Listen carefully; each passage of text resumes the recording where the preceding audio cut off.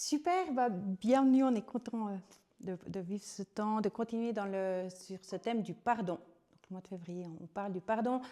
Vous avez reçu une vidéo, en tout cas sur le groupe WhatsApp, et puis elle est sur la chaîne YouTube de l'église, de Welcome Chaux de Fonds, qui parle de demander pardon aux autres.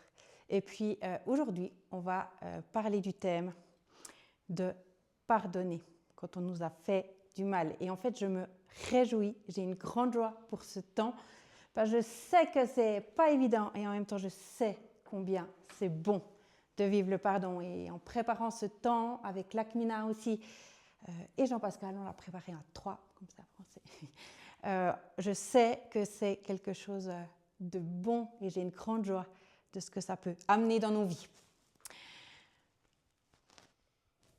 Ouais. C'est le seul, en fait, le pardon, pourquoi c'est important? C'est que c'est le seul chemin qui peut vraiment nous libérer, qui peut nous amener à la vraie liberté. Et puis, en fait, c'est le seul chemin possible pour un enfant de Dieu. On va en parler plus, mais voilà, pour que les bases soient posées, voilà pourquoi on a envie de parler du pardon, de pardonner. Et puis, j'aimerais illustrer ça avec 2 images. La première, c'est que j'aimerais vous demander de penser à des personnes âgées autour de vous.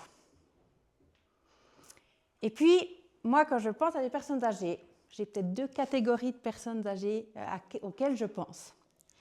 La première, j'ai un exemple, là, quand j'étais ado, dans le bus, d'une personne complètement aigrie, qui criait sur tout le monde et qui râlait pour tout. Est-ce que vous connaissez une personne comme ça? Je pense qu'Emmanuelle, elle a plein d'exemples, de panels d'exemples. Peut-être pour toi, c'est plus facile d'avoir des exemples.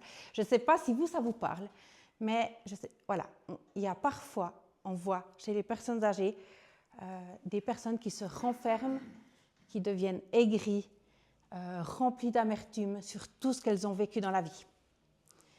Et bien sûr que leurs souffrances, elles sont légitimes et qu'elles ont vécu des souffrances, mais on voit que ça les a complètement happées et qu'elles sont restées là-dedans. Et puis, moi je pense à une autre personne. C'est une amie qui venait en vacances avec nous quand on était enfants. Alors on rigolait déjà beaucoup avec elle. C'est quelqu'un de toute façon de joyeux. Mais je l'ai re-rencontrée ces temps parce qu'elle habite juste au-dessus de chez nous en fait. Et puis, en fait, je la croise des fois.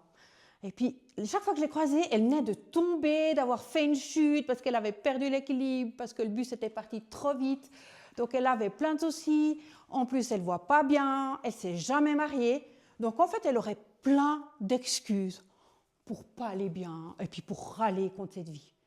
Mais chaque fois que je la vois, elle me fait un bien fou parce qu'elle apporte à nouveau tellement de joie. Et elle est tellement positive et elle continue de vivre sa vie et de prendre ce qu'il y a de bon. Et sans bien sûr faire une généralité, sans... quand il y a une personne, c'est important de voir tout ce qui se passe. Mais je pense quand même, quand ces 2 exemples, une des différences, c'est que c'est le pardon. C'est que cette personne tellement joyeuse et qui peut continuer de vivre sa vie, croquer la vie à pleines dents, eh ben, elle a pu vivre des processus de pardon face à des choses qui étaient difficiles. Et quand on n'arrive pas, eh ben, on se rappelle du mur, en fait, qu'on a vu, on en a déjà parlé les dernières fois, quand il y a 2 personnes, bien sûr qu'il y aura des différences, bien sûr qu'il y aura de l'incompréhension et bien sûr qu'il y aura des blessures. On ne peut pas changer ça. Mais en fait, si on laisse après l'accusation, la distance, la méfiance, le non-pardon, ça amène de l'amertume, de la haine. Et ben voilà ce que ça peut produire dans notre vie. Et ce qu'on peut changer quand on arrive aux blessures, parce que ça, on ne peut pas le changer, ça arrivera, mais c'est de vivre un processus de pardon. Et c'est pour ça qu'on a envie d'en parler aujourd'hui. Ouais. En fait, le pardon, on peut mettre là derrière, tu vois. Ouais. Ça va nous permettre de bien finir la course, même si elle a mal commencé, ou même s'il y a eu des moments difficiles. Et c'est la bonne nouvelle, même si ta vie elle a mal commencé, il y a des solutions pour bien la finir. Et le pardon en fait partie pleinement. Puis Je vais laisser la place à Lakmina. Et là. Bientôt, ouais, je le mets.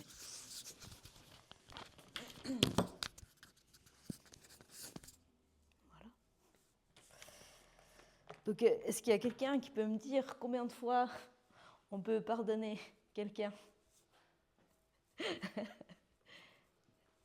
sais pas si quelqu'un sait, mais ce qu'on peut voir dans la Bible, dans Matthieu 18, 22, c'est que Jésus propose de pardonner 77 fois 7.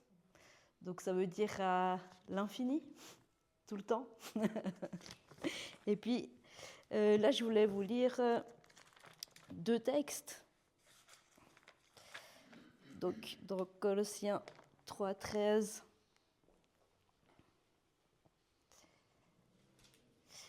Supportez-vous les uns les autres, et si l'un de vous a quelque chose à reprocher à un autre, pardonnez-vous mutuellement. Le Seigneur vous a pardonné, vous aussi, pardonnez-vous de la même manière. Donc, ce qu'on peut voir aussi par rapport à ces 2 textes, c'est que c'est un ordre de Jésus de nous pardonner les uns les autres, mais ça fait aussi partie de notre identité en Christ, parce que Dieu, il nous a pardonné. Du coup, nous, on est à la suite, et puis ça nous permet aussi de pardonner aux autres. Et puis, je voulais vous lire aussi dans Éphésiens 4, 32. Soyez bons et compréhensifs les uns envers les autres. Pardonnez-vous réciproquement comme Dieu vous a pardonné en Christ. Ça sous-entend aussi que le fait d'être en communauté, que ce soit à l'église ou avec d'autres, il y aura forcément des fois des choses qui se passent mal, des incompréhensions, mais Dieu il nous aide aussi à faire ce chemin pour pardonner aux autres, et puis c'est aussi ce qu'il attend pour nous pour la suite.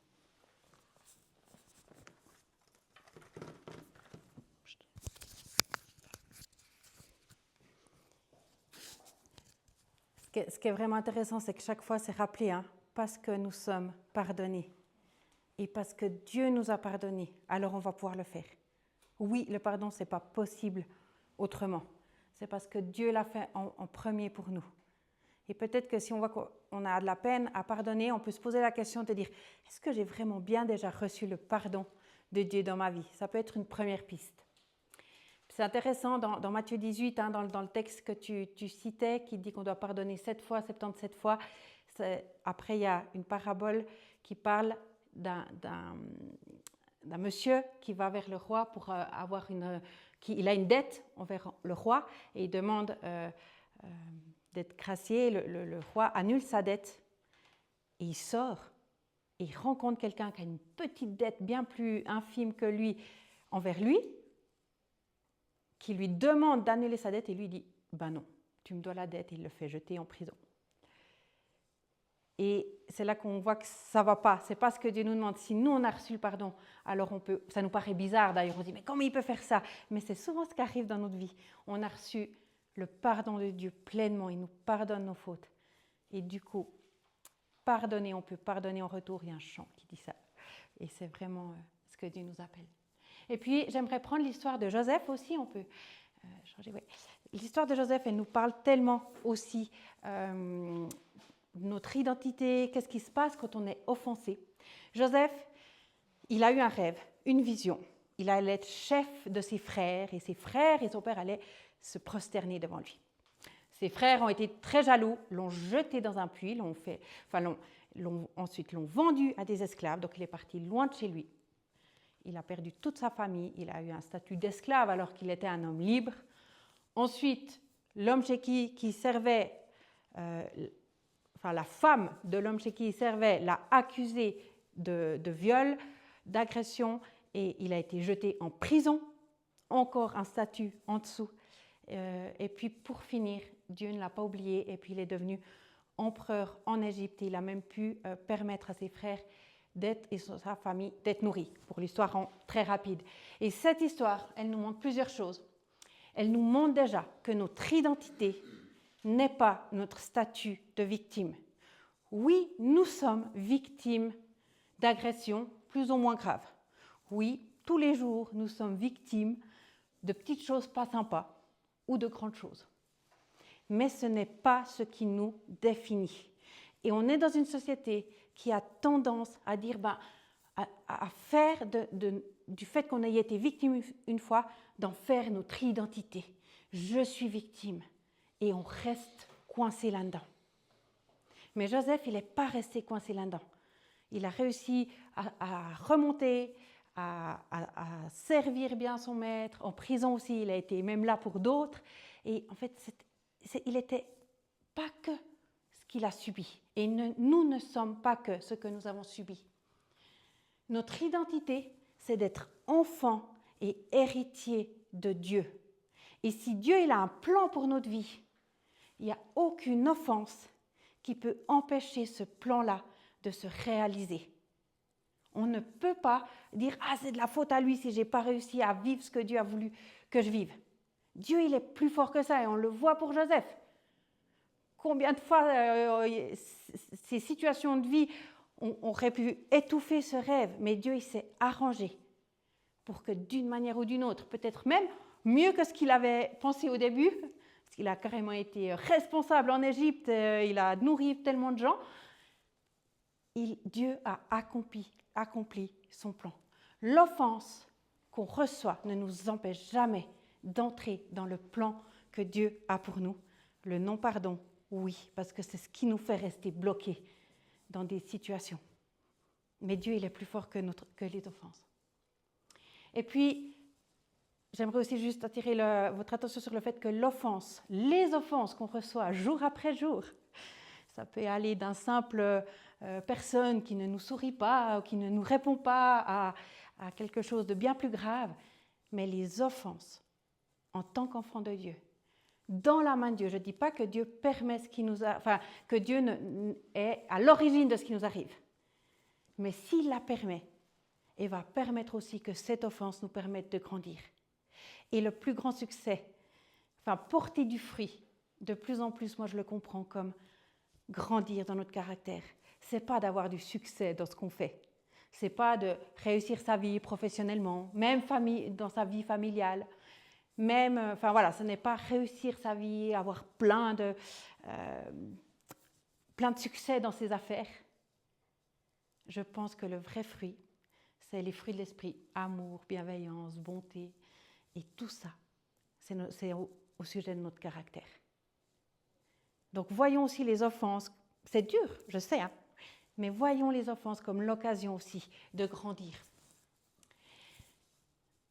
Voilà pourquoi j'ai envie de nous entraîner dans le pardon aujourd'hui, pour toutes ces raisons. Mais avant de pouvoir le vivre, ça nous semblait aussi important de pouvoir définir ce qu'est un pardon selon le cœur de Dieu et ce qui ne l'est pas. Parce que je pense que des fois, on croit vivre un pardon selon ce que Dieu veut, puis ce n'est pas tout à fait ça, et du coup, ce n'est pas un vrai pardon, et effectivement, ça n'a pas l'effet non plus escompté. Donc, j'avais juste envie de parcourir ça avec vous. Ce qui n'est pas un pardon selon le cœur de Dieu. J'avais envie de parler du karma, parce que c'est quelque chose qu'on entend de plus en plus dans notre société. Il y a de plus en plus de chansons qui se font. J'en ai déjà entendu quelques-unes, là j'en ai réentendu une dernièrement qui vient de sortir. Je crois qu'il y a Big Flo et Oli qui ont sorti tout un CD qui s'appelle Karma, pour ceux qui connaissent Big Flo et Oli. Le karma, derrière, c'est fais du bien et la vie te rendra du bien, fais le mal et la vie te rendra du mal. Et on peut du coup aussi se dire, moi je laisse faire. Même je vais pardonner, c'est faire du bien et j'aurai du bien. Et de toute façon, le karma se chargera de me venger. Puisque la personne m'a fait du mal, de toute façon, le karma va s'occuper de faire qu'elle ait des mauvaises choses dans sa vie. Dieu, ce n'est pas ça. Le karma n'est pas biblique. Je le redis parce que j'ai déjà entendu des chrétiens parler de karma. Ce n'est pas biblique en fait. Dieu pardonne et ce n'est pas selon nos bonnes ou nos mauvaises actions qu'il y a du bon ou du mauvais. C'est le salut de Jésus qui agit dans nos vies, dans les bons et les mauvaises choses, dans les bonnes et les mauvaises choses. Dans notre culture suisse, des fois on va dire « je pardonne, je ne vais rien dire ». Allez, je dis rien parce que des fois je suis chrétien, puis en tant que bon Suisse, je ne vais pas trop dire. De toute façon, il faut pardonner, c'est bon, je pardonne. Mais moi, je suis étonnée de voir comme Dieu, dans l'Ancien Testament, souvent, il va dire, je pardonne des fautes, je les jette dans la mer et je les oublie. Mais en même temps, il va dénoncer ce qui s'est passé. Il va dire ce qui n'était pas juste. Ou dans les psaumes, on voit comment Dieu il laisse l'espace, en tout cas à David, pour dire tout ce qu'il a vécu, ce qui est compliqué. Et il y a un espace prévu pour ça. Et puis Jésus, il est mort sur la croix pour nous pardonner, mais ça ne l'empêche pas des fois de dire des choses qui n'étaient pas OK. Et pardonner, ça ne veut pas juste se taire et rien dire. On va voir un peu plus après. En tant que chrétien, on aura peut-être tendance aussi à dire « Ah, de toute façon, oui, je te pardonne. Dieu nous demande de pardonner, je te pardonne. » Mais ça peut être une phrase très vite dite. Et en fait, en vrai, le processus de pardon qu'on va voir après n'a pas été vécu. Et des fois, c'est juste « oui, je te pardonne, laisse-moi tranquille maintenant. » Mais en fait, il n'y a pas tout le processus et ça ne permet pas non plus la réconciliation. Et puis, très important, pardonner ne veut pas toujours dire oublier. J'ai vécu plein de situations, je réalise des fois en reparlant avec des personnes qui me disent « Ah, mais tu te rappelles de ça ?» Puis moi, je suis là « Ah, mais non, mais… » Et je me dis « Ah oui, purée, en fait, j'ai pardonné et je ne m'en rappelle plus. » Donc ça arrive. Dieu peut libérer, on peut passer à autre chose, qu'on n'est plus tenu par ça. Mais il y a des situations dans la vie qui sont très graves et qu'on pardonne ou pas, ça le reste. Toutes les situations qui sont en fait judicieuses, juridiquement punies par la loi, c'est pas pour rien, c'est que c'est grave. Et pardonner, ça ne veut pas dire, par exemple, porter plainte. Il y a la justice de Dieu, où on pardonne, Jésus a pris sur lui les fautes, et qu'on accorde le pardon. Mais en même temps, il y a la justice dans ce monde, et on a le droit de porter plainte quand il y a quelque chose vraiment de grave qui a été fait. Si je prends un exemple très, très frappant, on peut parler de viol, par exemple, de meurtre, de vol, un peu moins grave quand même, mais ça peut être embêtant. Si une personne nous a violés, Dieu nous demande de pardonner et veut nous amener dans ce processus. Par contre, il ne nous dit pas « pardonne et puis retourne avec cette personne et puis si elle recommence, pas de souci. » Non. Quand il y a eu quelque chose de grave, Dieu veut nous amener sur un chemin de pardon, mais il va aussi nous amener à mettre des bonnes limites et des limites saines. Et la loi, on est sur terre, donc la loi de notre pays, en l'occurrence en Suisse et à la Chaux-de-Fonds, dans notre canton, elle fait quand même foi pour gérer nos relations. Donc s'il y a besoin d'aller en jugement pour quelque chose, c'est OK pour Dieu aussi. Par contre, en parallèle, Dieu nous conduit sur un chemin de pardon. Et on peut vivre un procès parce qu'il faut le vivre et puis qu'on doit aller porter plainte contre quelque chose, tout en ayant pardonné, mais en disant aussi, stop, ça c'était pas OK et c'est pas bon. Ça c'est juste important. Pardonner ne veut pas dire tout oublier ou reprendre. Si on pardonne à quelqu'un qui a été toxique avec nous, ça ne veut pas dire qu'on va continuer avec cette personne. On a le droit de prendre la distance, mettre des bonnes limites. Voilà. Ça c'est pour les cas les plus graves qui existent malheureusement. Voilà. Après, dans la vie de chaque jour, tout n'est pas si grave. Et puis, souvent, dans le quotidien, un pardon permet d'avancer et puis même des fois d'oublier aussi. Ça va, c'est clair pour vous cette distinction? Super. On peut passer à la suite pour voir le pardon selon le cœur de Dieu. Le pardon selon le cœur de Dieu, il est centré sur le sacrifice de Jésus à la croix. Maintenant, de plus en plus, en fait, les gens, ils ont réalisé que de pardonner, ça avait un bon effet. Ils voient bien que ça change quelque chose. Donc, dans le développement personnel, tout ce qui est de la culture aussi au niveau du bouddhisme et tout ça, c'est aussi très à la mode de pardonner. Alors, c'est bien, c'est un bon conseil. Mais notre différence en tant qu'enfant de Dieu, et ce qui va faire complètement la différence et jusqu'au bout, c'est qu'on peut pardonner. Parce que Jésus, il a pris sur lui tous les péchés du monde, y compris les miens, mais aussi ceux des autres. Et on peut pardonner parce que Jésus, il s'est occupé de payer pour ces péchés-là, pour le mal qu'on nous a fait. Et en plus, il nous donne la force par ce qu'il a fait. Donc ça, je pense que c'est notre cadeau énorme et énorme de pouvoir le faire. Et ça change tout. Et puis, le pardon, c'est un processus. Le pardon, c'est un processus, justement, ce n'est pas juste une phrase vite fait. Alors, je pense que le pardon ne doit pas traîner si longtemps que ça. Après, là aussi, de nouveau, ça dépend aussi de la gravité des choses, le processus qu'il y a besoin. Mais ce n'est pas censé traîner plus que ça. Par contre, c'est un processus. Et la première partie, comme c'est le contraire de ce que j'ai dit avant, ce n'est pas ne rien dire.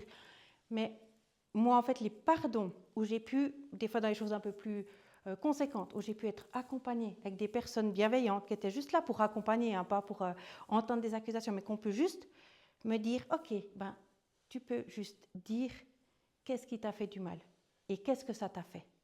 Et où j'ai pu avoir le temps de dire, voilà, que ce soit vrai ou pas, parce que des fois, on nous a réellement fait du mal, puis des fois, ça nous a fait du mal, mais ce n'était pas vraiment la faute de la personne, c'est nous, on a été blessés par qui on est.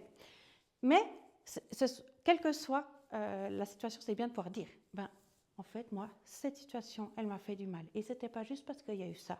Et ce n'était pas bon parce qu'il y a eu ça.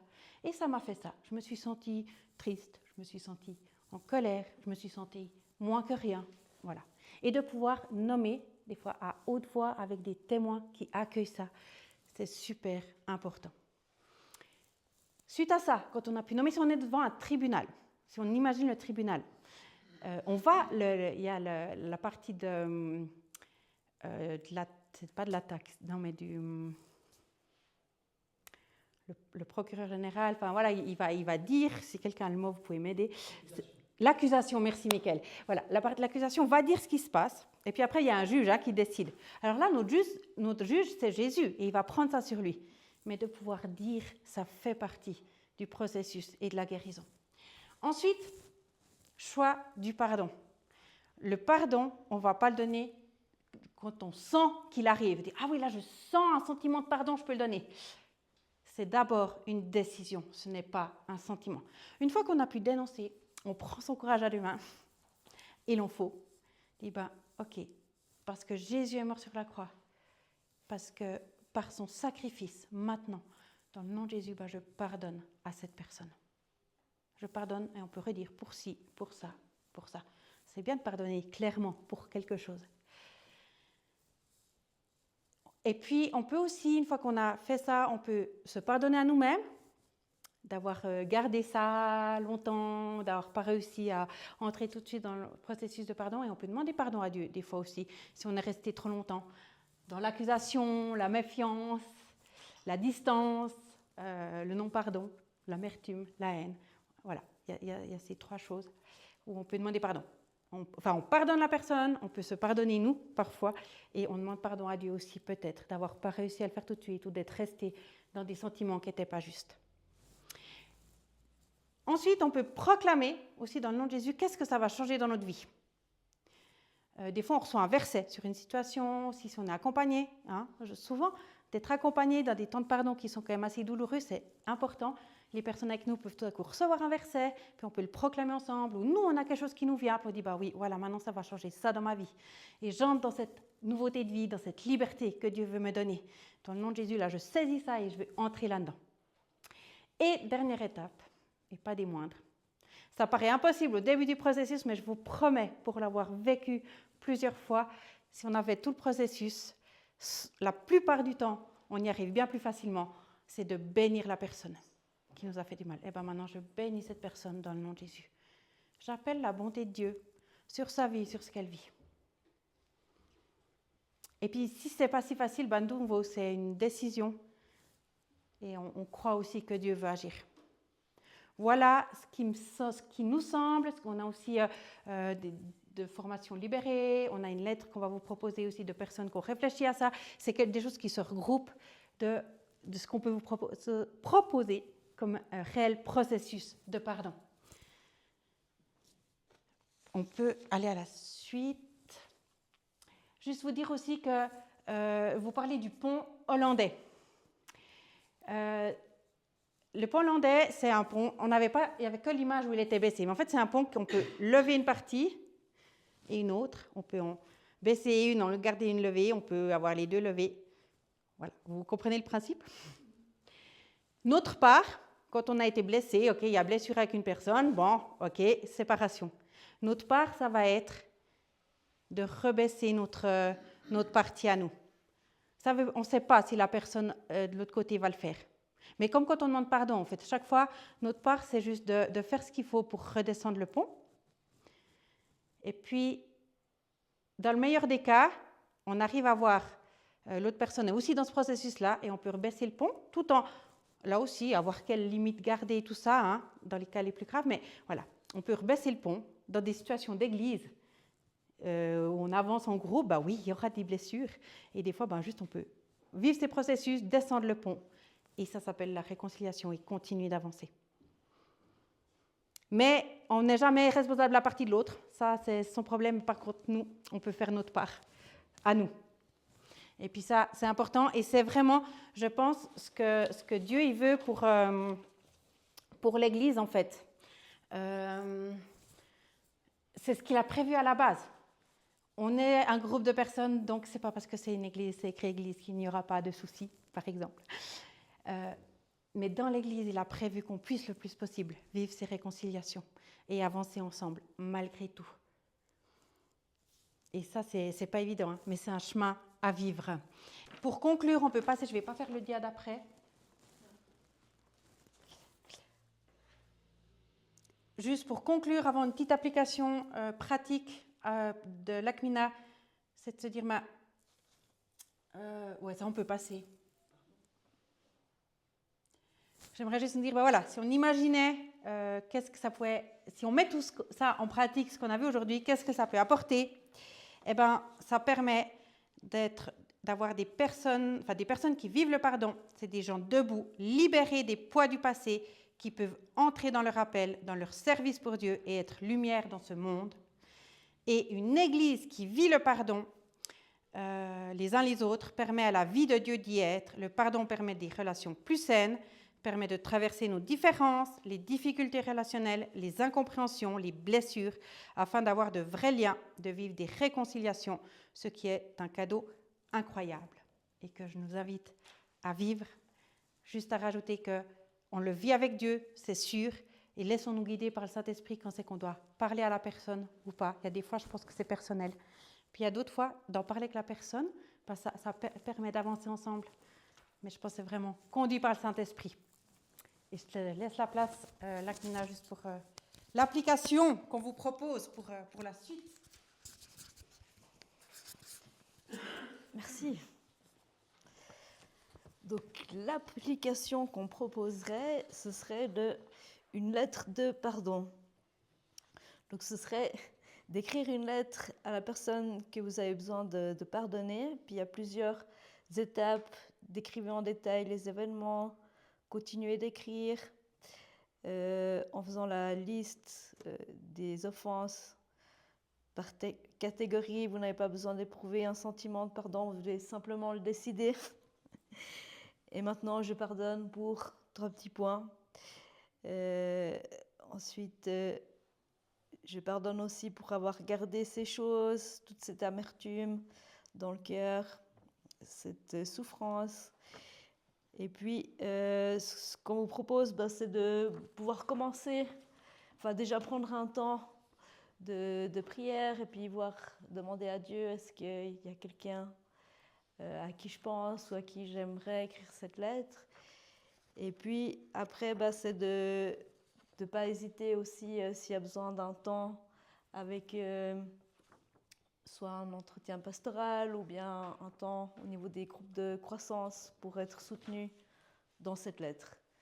Donc on va vous distribuer ça. Je ne sais pas si tu voulais rajouter quelque chose. Cette lettre qu'on vous donne, ça a été créé par Eric et Rachel Dufour, qui ont une église l'église MLK à Paris à la base, et puis qui vivent aussi plein de choses. Ça rejoint beaucoup aussi ce qu'on fait dans les entretiens, dans la formation libérée, pour accompagner des personnes dans le pardon. Et puis voilà, il y a les étapes. Les premières étapes, c'est de dire justement le mal qu'on a fait, et puis ils proposent à la fin que ces étapes-là, après, on brûle la lettre. On n'écrit pas une lettre pour la personne, hein, c'est pour vivre seul avec Dieu. Et des fois, ça suffit, seul avec Dieu. Mais parfois, c'est important d'être accompagné et j'aimerais vraiment aussi mettre l'accent là-dessus. N'hésitez pas à vous faire accompagner. Des fois, d'avoir des témoins qui peuvent dire, nous, on a entendu, c'est acté, c'est fait. Si ça revient, des fois, c'est un peu plus dur. On peut dire, non, c'était cette date-là, avec ces personnes-là, j'ai pardonné. Donc, n'hésitez pas vraiment à le vivre. Nous, dans le conseil, on a fait une formation qui permet aussi d'accompagner ça avec ces étapes-là. Et puis, même entre les uns les autres, je pense qu'on peut le vivre aussi ensemble. Ou une personne de confiance que vous avez, qui peut écouter votre lettre, juste bénir, prier avec vous. Parce qu'on vous propose juste encore 2 minutes pour déjà réfléchir à quelle situation vous voulez prendre pour vivre cette lettre. Puis vous pouvez l'écrire si vous... Voilà, je vous conseille de l'écrire pour ne pas oublier. Et puis, d'écrire la lettre, c'est votre devoir. Non, on vous propose de le vivre à la maison, d'avoir le temps pour ça. Je vais prier pendant ce temps. Vous pouvez déjà commencer votre dialogue avec Dieu. Seigneur, je te remercie pour cette clé du pardon que tu nous as donnée. Merci parce que c'est tellement bon, c'est un cadeau incroyable. Et Seigneur, je prie qu'on ne reste pas seulement dans la théorie de tout ça, mais qu'on puisse le vivre pleinement dans nos vies, l'expérimenter encore et encore, toujours plus profondément. Je prie pour chacun de nous maintenant, Seigneur, que tu puisses peut-être redonner à notre mémoire une situation où nous avons encore besoin de pardonner. Ouais, merci de nous conduire pour ce temps. Au nom de Jésus-Christ, amen.